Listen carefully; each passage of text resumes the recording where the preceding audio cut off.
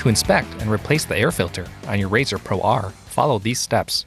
Park the vehicle on a flat, level surface, ensure it is in park, and remove the key. Begin by removing the seats. On 2-passenger models, remove both seats by pulling up on the seat latch lever located under the front edge of the seat. Tilt the seat forward and lift upward to remove.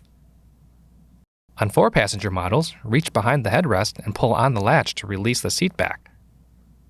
Remove both seat backs. Next, remove the upper close-off panel by turning the 4 quarter-turn latches.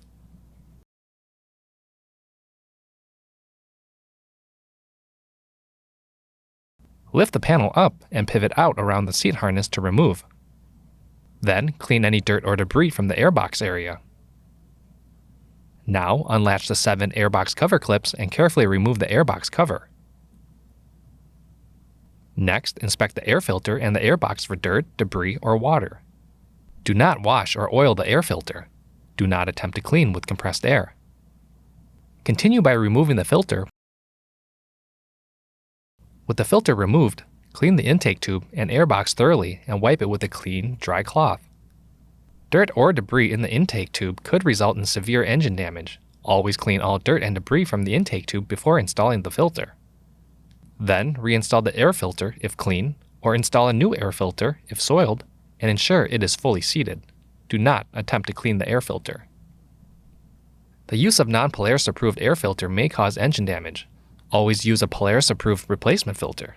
Replacement filters are available at your Polaris dealer. Next, make sure there are no gaps between the filter and the stop on the intake tube.